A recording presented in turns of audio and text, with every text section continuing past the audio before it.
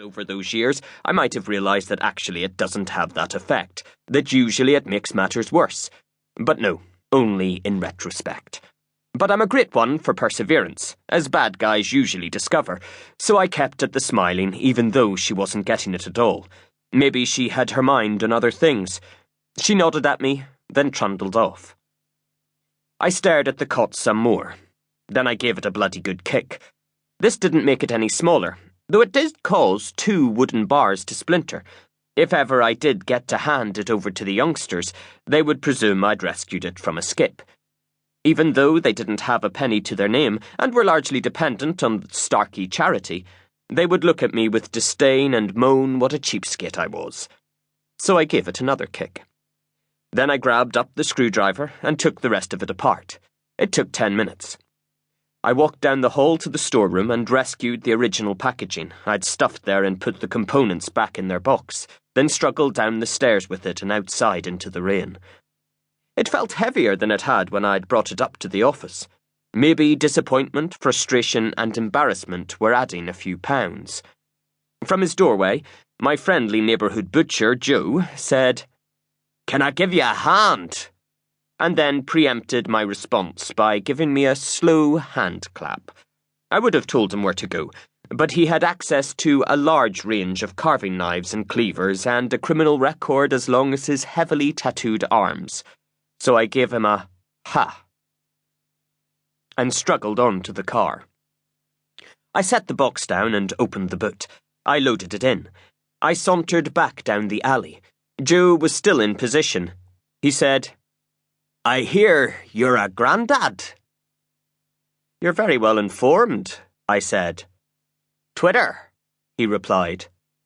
"Fuck's sake," I said. "Aye." He turned back inside. I crossed the road. The cafe was bare bones basic, which was fine by me. It had become my home from broken home. They were used to me bringing my clients in. They'd wine, I'd dine. It was the business I was in.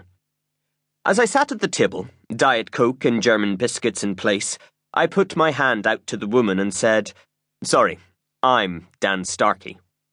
"But you—" "I usually refuse to recognise myself. It's a defence mechanism." "Ah. In case you're Rosa Klebb, sent to assassinate me.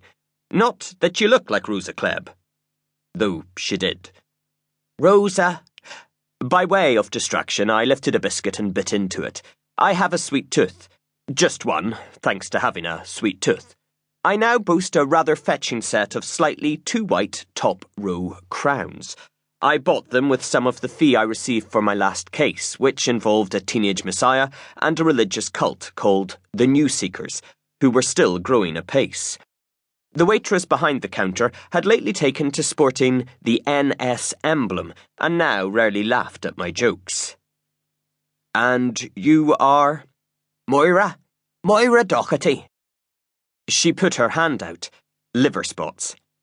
"And I have no intention of assassinating you." "That's what they all say." She took a sip of her tea.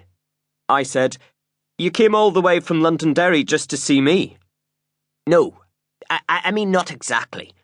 I came to see a woman, a journalist, at the Belfast Telegraph, and she suggested I talk to you." "Ah," I said. "Would this woman happen to be called Sarah? Sarah Patterson?"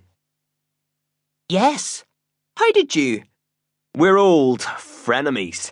And did she speak fondly of me?" "She said you were tricky." "Tricky?" "And expensive.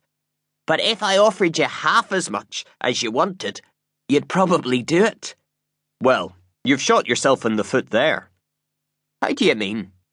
"Well, knowing that, I'll double my price and then make it look like I'm being nice and end up doing it for what I would normally get." "And what do you normally get?" $300 a day plus expenses." "Well then, I'll offer you $150 a day and half of your expenses."